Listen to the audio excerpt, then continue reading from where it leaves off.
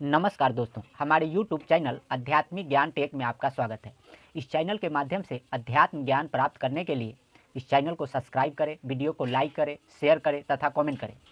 दोस्तों, श्रीमद् भागवत गीता हम लोग पढ़े और आध्यात्मिक ज्ञान अध्ययन किया, लेकिन जब श्रीमद् भागवत गीता ख़त्म किए तो आध्यात्मिक ज्ञान ख़त्म नहीं हुआ। अब आध्यात्मिक ज्ञान स्टार्ट हुआ और समझने की बारी आ गई।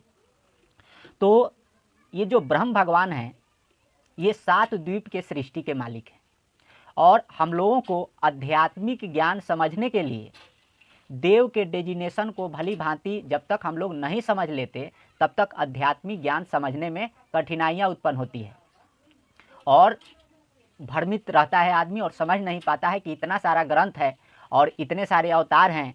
तो लोग भ्रमित रहते हैं और कुछ कुछ क्रियाएं करते रहते हैं और अपने आप को संतुष्ट मानते हैं कि जो क्रियाएं हम कर रहे हैं इसी से मुक्ति मिल जाएगी, लेकिन ऐसा बिल्कुल नहीं है। तो देव के डेजिनेशन को हम लोग पहले समझ लेते हैं। इसके बारे में कबीर साहब सबके संशय के निवृत्ति के लिए बताते हैं। कबीर साहब कहते हैं, जीवत कोई समझे नहीं, मुआ न कहे संदेश, तनमन से परिचय नहीं, ताको क्या उपदेश। तो कबीर साहब का कहनाम है कि जीवत कोई समझे नहीं, और जो व्यक्ति इस संसार को छोड़ करके जा चुके उनके साथ जो यातनाएं बन रही होगी या बनी, वो आ करके संदेश यहाँ लोगों को नहीं बताते। तो इसी बात को परिचय कराने के लिए, बताने के लिए जो सतगुरु होते हैं, पूरा सच्चा सतगुरु कबीर साहब हर एक युग में सृष्टि को आकर के आध्यात्मिक, आत्मिक, परमात्मिक ज्ञान देते हैं और समझाते हैं और अलर्ट करते हैं कि ये करने से ये होगा, ये करने से ये होगा। तो भविष्य में हर एक युग में बहुत सारे लोग हुए जो कि परमात्मा के वाणी को मान करके, उसका मनन करके, आध्यात्मिक साधना करके और अमर लोक को प्राप्त किए। तो जीते जी आध्यात्मिक ज्ञान को समझ करके और आध्यात्मिक साधना करके, परमात्मा को पूज करके जीव जरा, मरण, वृद्धावस्था और सब प्रकार के दुखों से छूट जाता है। देव के डेजिनेशन में हम लोग जो निरक्षर ब्रह्म हैं, पार ब्रह्म परमात्मा, पूज्य देव कबीर देव के नाम से हम लोग शास्त्रों में जानते हैं। उसके नीचे जो पर ब्रह्म, अक्षर ब्रह्म, तत् ब्रह्म कहे जाते हैं, वे 16 द्वीप के स्वामी शास्त्रों में पढ़ करके हम लोग समझते हैं। उसके नीचे जिनको ब्रह्म कहा जाता है, ईश्वर कहते हैं, वह 7 द्वीप के सृष्टि के मालिक हैं। तो ब्रह्म भगवान 7 द्वीप में अपने सृष्टि का विस्तार करते हैं और ये ब्रह्म भगवान निर्गुण से सगुण होकर के सृष्टि का विस्तार करते हैं और निर्गुण में भी सृष्टि का विस्तार करते हैं। तो जब ये ब्रह्म भगवान निर्गुण हो करके अपने सृष्टि का विस्तार करते हैं तो निर्गुण ब्रह्म देव निरंजन की पत्नी ईश्वरी देवी हैं, जिनको ईमा नाम से हम लोग शास्त्रों में जानते हैं। ईश्वरी देवी, ईश्वर और ईश्वरी देवी का जो पुत्र हैं वह यीशु मसीह हैं। तो जो यीशु मसीह हैं ईश्वर के पुत्र हैं, जो 7 द्वीप के सृष्टि के मालिक वही हैं। और जो मूल प्रकृति कहते हैं, ईश्वरी देवी को मूल प्रकृति कहा जाता है। तो मूल प्रकृति और ईश्वर यानी ब्रह्म भगवान के जो पुत्र हैं, जो 7 द्वीप के सृष्टि के राज चलाने के लिए यीशु मसीह को अधिकार दिए हुए, और 7 द्वीप के जो सृष्टि के मालिक हैं वह यीशु मसीह हैं। तो ये ब्रह्म भगवान निर्गुण रूप में यीशु मसीह जी को अधिकार दिए हैं, लेकिन ये ब्रह्म भगवान जब सगुण रूप होकर के सृष्टि का विस्तार करते हैं तो ये प्रकृति देवी चेतन प्रकृति के नाम से हम लोग शास्त्रों में जानते हैं, जिनको दुर्गा जी कहते हैं। और ये ईश्वर सगुण ब्रह्म में महेश्वर, जिनको ओम नाम से हम लोग शास्त्रों में पढ़ के जानते हैं। तो महेश्वर और माता दुर्गा जी के अंतर्गत 9 खंड का सृष्टि आता है, 9 खंड। तो 7 द्वीप और 9 खंड में ब्रह्म भगवान का सृष्टि चलता है। तो जो 9 खंड है, तो 9 खंड में जो सृष्टि विस्तार होता है, तो यहाँ से सगुण सृष्टि के बारे में हम लोग जानते हैं। तो इतने दिन से हम लोग गीता में, शिव महापुराण में हम लोग पढ़ते चले आए हैं कि महेश्वर और महेश्वरी का जो पुत्र हैं वो विष्णु जी हैं। क्षीरदाका सही विष्णु जी जो दो भुजा के भगवान, उनको हम लोग शास्त्रों में पढ़ के समझते हैं, जो 64,000 दिव्य वर्ष तक तप करके महतत्व प्राप्त किए। महतत्व से 3 गुण उत्पन्न हुआ और त्रिगुणात्मक सृष्टि का विस्तार हुआ। तो ये जो ओमकार मंत्र है, यह सगुण ब्रह्म का मंत्र है, जिनको महेश्वर ईश ओम नाम से जानते हैं, और महेश्वर की जो पत्नी है वो दुर्गा जी हैं। तो ये जो ओम मंत्र है, इसी के अंतर्गत चारों वेद आता है, जो सहकामी ग्रंथ के नाम से हम लोग जानते हैं। सहकामी का मतलब होता है जन्म कर्म फल देने वाला। तो वेद के हिसाब से कर्म करते हैं, कर्म योग का आचरण करते हैं, और उसका फल जो है उस देव के लोकों में भोग करके पुनः हम लोगों को कर्म करने के लिए पृथ्वी पे आना पड़ता है, आवागमन लगा रहता है। तो जो ब्रह्म भगवान का 9 खंड में सृष्टि का विस्तार होता है, उसको हम लोग थोड़ा सा डिटेल में समझेंगे। तो ये ब्रह्म भगवान का जो है, जो पहला पुत्र विष्णु जी, 2 भुजा के भगवान क्षीरदाकाशायी विष्णु जी, जो तप करके महतत्व प्राप्त किए, 3 खंड में सृष्टि का विस्तार किए, सतखंड, रजखंड और तमखंड।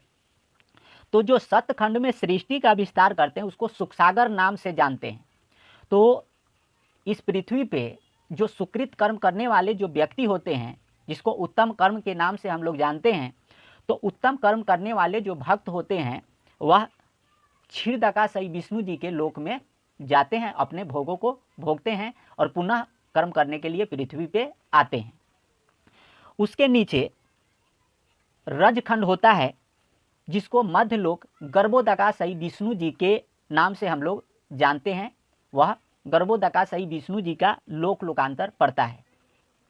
तो वेदों के द्वारा यज्ञ करते हैं और उस देव के लोकों में जाते हैं, और उस भोगों के निमित्त भोगों को भोग करके पुनः कर्म करने के लिए इस संसार में आते हैं।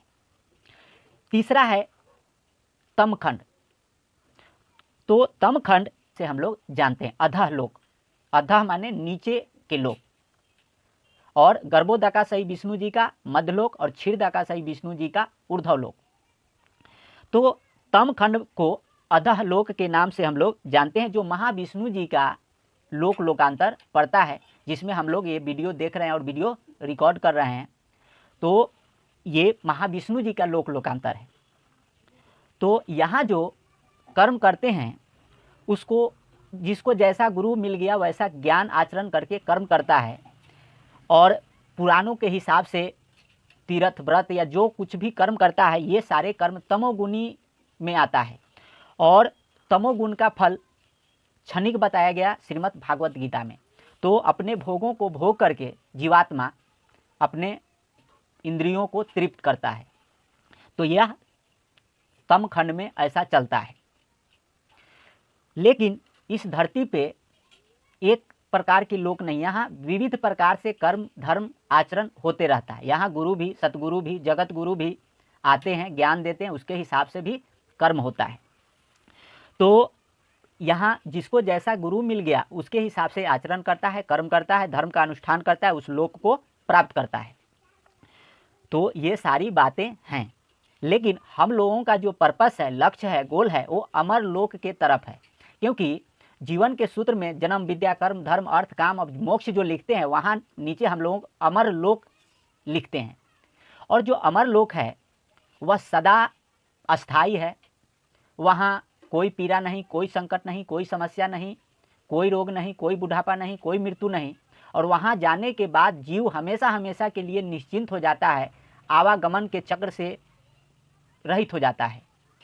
और अमर लोक के बारे में कबीर सागर नामक ग्रंथ में परमात्मा बताए हैं कि वहाँ एक हंस का जो प्रकाश है, 16 सूर्य के इतना प्रकाश निकलता है एक हंस के शरीर से। और जो हंसनी होती है स्त्रियाँ, उनके शरीर से 4 सूर्य के इतना प्रकाश निकलता है। तो अमर लोक के जो पैगंबर हैं, संदेशवाहक हैं, और अमर लोक के ज्ञान के जो ज्ञाता हैं, वह दूसरा कोई है ही नहीं कबीर साहब के अतिरिक्त। तो वो कबीर परमात्मा हर एक युग में अपना अमर लोक के बारे में ज्ञान देने के लिए इस संसार में हर एक युग में आते हैं। सतयुग में सत सुकृत नाम से आते हैं, त्रेता में मुनिंद्र नाम से आते हैं, द्वापर में करुणामय नाम से आते हैं, और कलयुग में वास्तविक नाम कबीर देव के नाम से इस संसार में आते हैं। अपना अमर लोक का ज्ञान, अमर लोक का मंत्र भक्तों को बताते हैं कि इसी नाम में। तो अमर लोक के मंत्र के बारे में कबीर निह अक्षर निज बीज है पुरुष वचन प्रमाण। तो जो अमर लोक के परमात्मा है, जिनके एक रोमकूप में करोड़ों सूर्य करोड़ों चंद्रमा के इतना प्रकाश निकलता है, उस परमात्मा के द्वारा प्रमाणित किया हुआ यह निह अक्षर मंत्र बताया गया है।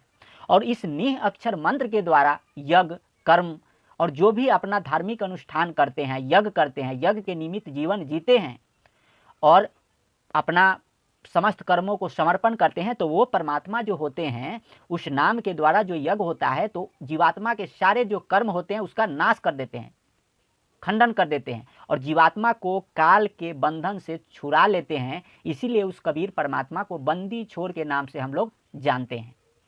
तो वो कबीर परमात्मा बंदी छोर के नाम से जानते हैं, जो कि बंधनों के शत्रु है।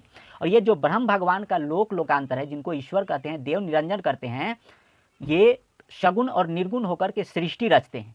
तो 4 वेद तो कर्म के अधीन है, लेकिन जो 4 कतेब है, जबूर, तौरात, इंजिल और कुरान, तो जो 4 कतेब है वो धर्म के अधीन है।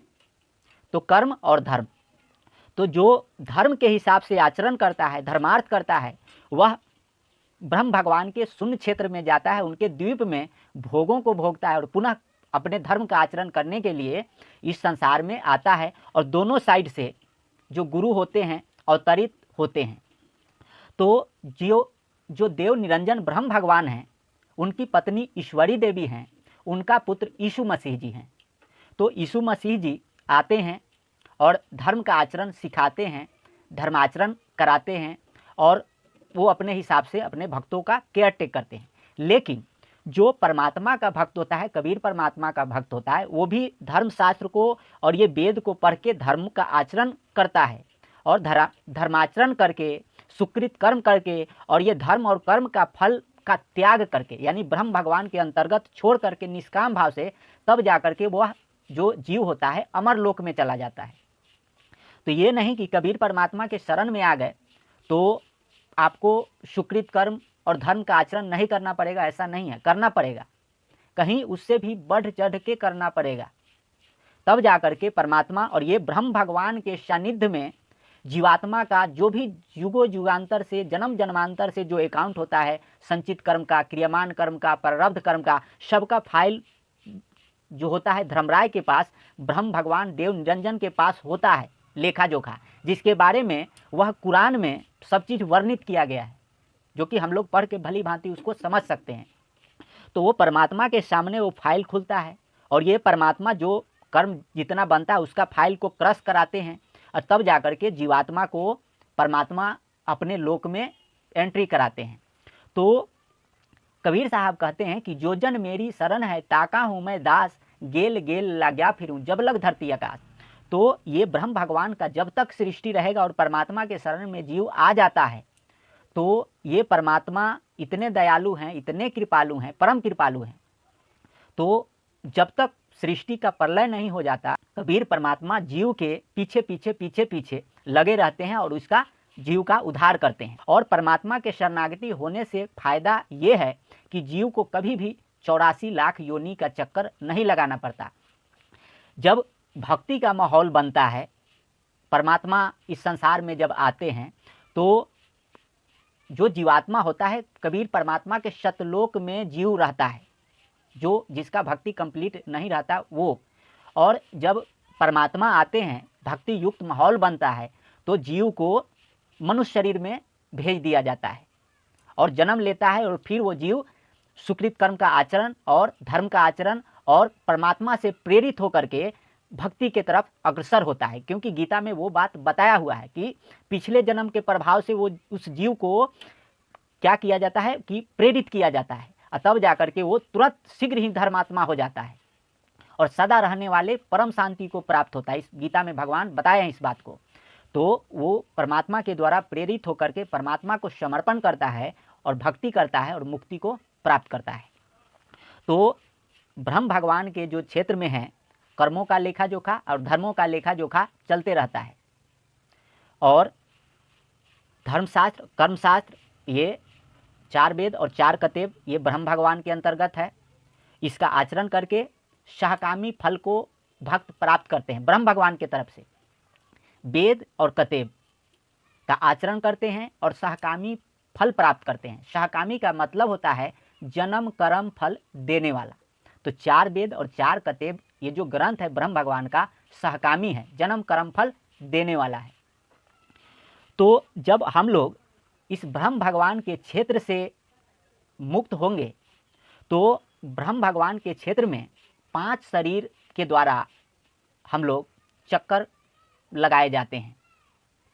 तो जैसे अस्तुल शरीर में है तो अस्तुल शरीर में ज़्यादा ऋणी हो गए, इसी शरीर का पाप ज़्यादा बन गया तो फिर महाविष्णु जी के लोक में ही चक्कर मारते हैं। फिर गर्भोदकाशायी विष्णु जी के लोक में हम लोग नहीं अस्थायी हो पाते हैं। उसी हिसाब से है, इसीलिए इसमें गहराई ज़्यादा है और हिसाब किताब ब्रह्म भगवान लेखा जोखा हर एक लोकांतर का रखते हैं। तो ब्रह्म भगवान के बारे में जो ग्रंथ है 4 कतेब है, कुरान, इंजिल, तौरात और जबूर, ये 4 किताब है जो कि पढ़ करके हम लोग समझ सकते हैं। ब्रह्म भगवान का संदेश इस संसार में भेजा जाता है क्योंकि जीव धर्म के बारे में जाने और उसका आचरण करे और कम से कम गलती करके अपने आप को सुखी बनाए और सुखी संपन्न जीवन जिए। और 4 वेद में हैं तो ये महेश्वर और महेश्वरी जी हैं जिनको दुर्गा जी कहा जाता है। इनके पुत्र विष्णु जी हैं जो 2 भुजा के क्षीरदाकाशायी विष्णु जी हैं, उनको भगवान कहा जाता है जो सगुण ब्रह्म के अंतर्गत आता है। तो ये सगुण ब्रह्म के अंतर्गत जो है इसमें 3 शरीर आ जाता है, अस्तुल सूक्ष्म कारण। तो हम लोग जब भी शास्त्र पढ़ते हैं या पुराण पढ़ते हैं तो 3 शरीर के बारे में पढ़ाया जाता है, अस्तुल सूक्ष्म कारण, इसके आगे नहीं पढ़ाया जाता। तो इसके ऊपर महाकारण शरीर होता है और 5वां कैवल शरीर होता है। जब पहले वीडियो हम लोग बनाए और रिकॉर्ड किए थे 5 शरीर के बारे में, जो कैवल शरीर है वो 5वां शरीर है जो कि ब्रह्म भगवान देव निरंजन हैं, उनके लोकों में 5वें शरीर का लेखा जोखा और हिसाब होगा, फिर वहाँ से हम लोगों की मुक्ति होगी। तो ये सारी बातें हैं। अस्तुल शरीर महाविष्णु जी के अंतर्गत, सूक्ष्म शरीर गर्भोदकाशायी विष्णु जी के अंतर्गत, कारण शरीर क्षीरदाकाशायी विष्णु जी के अंतर्गत, महाकारण शरीर महेश्वरी जी के अंतर्गत जिनका ओम नाम है, और कैवल शरीर देव निरंजन ईश्वर और ईश्वरी के अंतर्गत। क्योंकि जो मूल प्रकृति है वह ईश्वरी देवी हैं जिनको ईमा नाम से हम लोग जानते हैं, और ईश्वर जो है वो पिता हैं, और जो मूल प्रकृति है वो सारे 7 द्वीप और 9 खंड में सबकी माता है। आदि माता वही है, जो ईश्वरी माता है, जो मूल प्रकृति वो आदि माता है। सारे जीव जंतु के आदि माता प्रकृति देवी वही हैं जो ईश्वरी देवी हैं। और महेश्वर और महेश्वरी हैं जो सगुण ब्रह्म कहे जाते हैं, उनको चेतन प्रकृति के नाम से हम लोग जानते हैं। और जो महतत्व प्राप्त किए विष्णु जी 64,000 दिव्य वर्ष तक, उसको महालक्ष्मी जी के नाम से हम लोग जानते हैं, जिसमें कि जीवन नहीं है लेकिन वैल्यू पूरा अदा करना पड़ता है। जैसे 10 रुपया है तो 10 रुपया का वैल्यू है, वो पैसा आपसे उतना मेहनत कराएगा तभी 10 रुपया वैल्यू आप प्राप्त कर सकते हैं। तो पैसे के लिए लोग जान तक भी ले लेते हैं, हालांकि पैसा में जीवन नहीं है, वो कुछ करता नहीं है, लेकिन वो वैल्यू के हिसाब से यहाँ वो ट्रेड करता है, ट्रांजैक्शन करता है। तो ये महतत्व में वैल्यू है और वैल्यू अदा करता है जीव, तब जाकर के कुछ प्राप्त करता है। ये सारे बंधन हैं जो जीव को बंधे हुए कर्म के परावश होकर के करना ही पड़ता है। और यहाँ जब जीव जन्म लेता है तो जन्म लेते ही उसके ऊपर कर लगा दिया जाता है और मुर्दा घाट तक कर लगाया जाता है। तो आप देखिए कहाँ कहाँ तक यहाँ कर पेमेंट कर रहे हैं, टैक्स अदा कर रहे हैं। और जो भी राजनीति शास्त्र है वो विष्णु जी का है, और विष्णु जी के हिसाब से जगह जगह टैक्स आपको पेमेंट करना पड़ता है, तब जाकर के इस संसार में आप सर्वाइव करते हैं। तो इसी सब दिक्कत को फेस को देखते हुए परमात्मा कहते हैं, कबीर साहब कहते हैं कि चलती चक्की देखकर दिया कबीरा रोए, आ 2 पाटन के बीच में साबुत बचा न कोए। तो ये 2 पाट सगुण और निर्गुण पाट के बीच में जीव पिसाता है और जीवन की तलाश करता है, लेकिन यहाँ जीवन है ही नहीं। तो अंत में जीवन के तलाश में और सुख के तलाश में जीव पिसा करके मर जाता है, सुखी नहीं हो पाता है। तो ये सारे चीज़ शास्त्र पढ़ने से, सद्गुरु के शरणागति होने से, परमात्मा का ग्रंथ पढ़ने से, कबीर सागर पढ़ने से ये सब सच्चाई का ज्ञान जीव को होता है। फिर जाकर के जीव जरा मरण वृद्धावस्था और सब प्रकार के दुखों से छूटने के लिए प्रयत्न करता है, परमात्मा के शरण होता है, भक्ति करता है, फिर परमात्मा जीव का उद्धार करते हैं। जैसे सगुण ब्रह्म के तरफ से भगवान अवतार लेते हैं, वैसे निर्गुण ब्रह्म के तरफ से भी अवतार होता है, जिसको पैगंबर के नाम से हम लोग जानते हैं, जो कि ईश्वर के संदेश पहुंचाने वाले होते हैं। तो जो धर्मशास्त्र होता है, जिसको धर्मराय ईश्वर देव निरंजन के नाम से हम लोग जानते हैं, उनका 4 कतेब है। तो 4 कतेब में सबसे 1 नंबर पे आता है कुरान, जो कि देव निरंजन का ग्रंथ है, ईश्वर का ग्रंथ है। उसको देने के लिए हजरत मोहम्मद जी पैगंबर हैं, जो ईश्वर के पैगंबर हैं, ईश्वर के संदेश वाहक हैं। तो वो आते हैं और कुरान ग्रंथ का यहाँ प्रचार करते हैं और यहाँ कुरान देते हैं। दूसरा है इंजिल किताब, इसके पैगंबर ईसा मसीह जी हैं, जो 7 द्वीप के सृष्टि का राज के मालिक यही हैं, जिनको यीशु मसीह जी के नाम से हम लोग जानते हैं। तो ये इंजिल किताब है। तो इनका जो राजनीति शास्त्र है वह जीवात्मा के ऊपर है और परलोक में इनका शासन चलता है। तीसरा है तौरात किताब। तो तौरात किताब के जो पैगंबर हैं, उनके पैगंबर मूसा पैगंबर के नाम से हम लोग जानते हैं। चौथा है जबूर किताब। तो जबूर किताब के जो पैगंबर हैं, जिनको दाऊद पैगंबर के नाम से हम लोग जानते हैं, और ये धर्म शास्त्र को पढ़ के धर्म का आचरण करते हैं और फिर परलोक में भोगों को प्राप्त करते हैं। फिर इस संसार में भोगों को भोगने के बाद पुनः धर्म का आचरण करने के लिए आते हैं। तो ये धर्म का आचरण करके ऐसे ब्रह्म भगवान के लोक में भोगों को प्राप्त करते रहते हैं, क्योंकि जो ईश्वर पर्यंत लोक जो भी है, ब्रह्म पर्यंत, सब पुनर्वृत्ति में है, आवागमन में है। तो इस बात को हम लोगों को भली भांति नॉलेज में रखना होगा। और जो महेश्वर और महेश्वरी हैं, तो उनके जो पुत्र हैं भगवान विष्णु जी हैं, जो 2 भुजा के क्षीरदाकाशायी विष्णु जी, जिनको ठाकुर जी कहा जाता है। तो ये ठाकुर जी को विष्णु जी कहा जाता है, जो महेश्वर और महेश्वरी के पुत्र हैं, जो 9 खंड के सृष्टि के मालिक हैं। इनको सृष्टि का अधिकार इनको मिला है चलाने के लिए, बनाने के लिए, या जो कुछ कहिए महेश्वर के तरफ से। तो इस प्रकार से जो सगुण ब्रह्म, जिनको ईश कहते हैं, उनका 4 वेद है। अथर्ववेद महेश्वर और महेश्वरी जी के अंतर्गत आता है। दूसरा है यजुर्वेद, क्षीरदाकाशायी विष्णु जी के अंतर्गत आता है। तीसरा है ऋग्वेद, गर्भोदकाशायी विष्णु जी के अंतर्गत आता है। और चौथा है सामवेद, महाविष्णु जी के अंतर्गत, उसको हम लोग पढ़ के समझते हैं।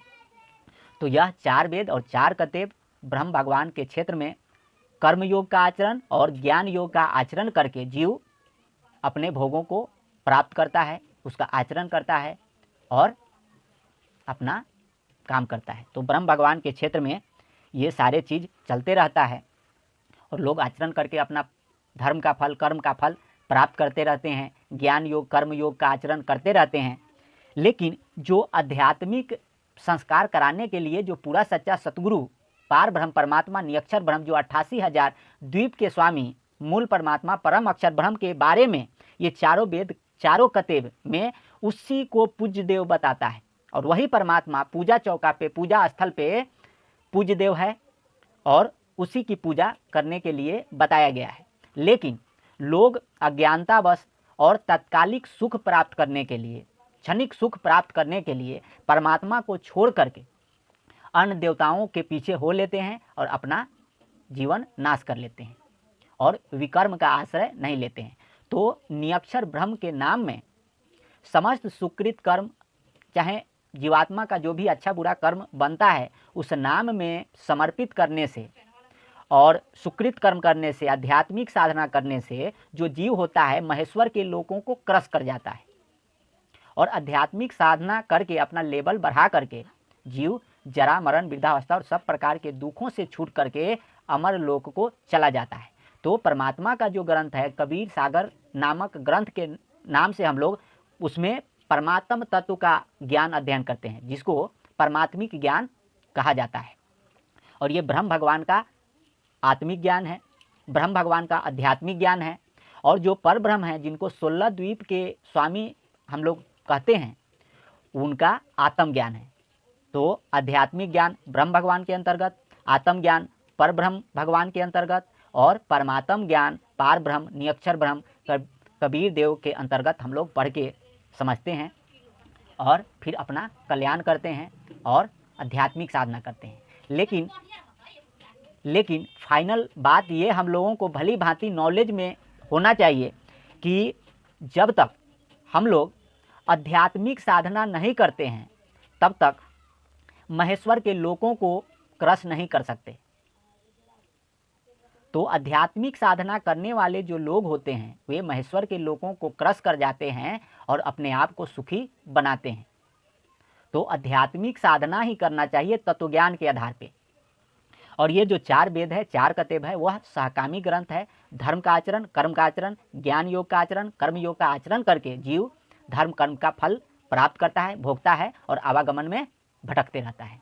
तो इस तरह से आध्यात्मिक ज्ञान प्राप्त करने के लिए हमारे YouTube चैनल को सब्सक्राइब करें, वीडियो को लाइक करें, शेयर करें, कमेंट करें। फिर मिलते हैं अगले वीडियो में, तब तक के लिए नमस्कार।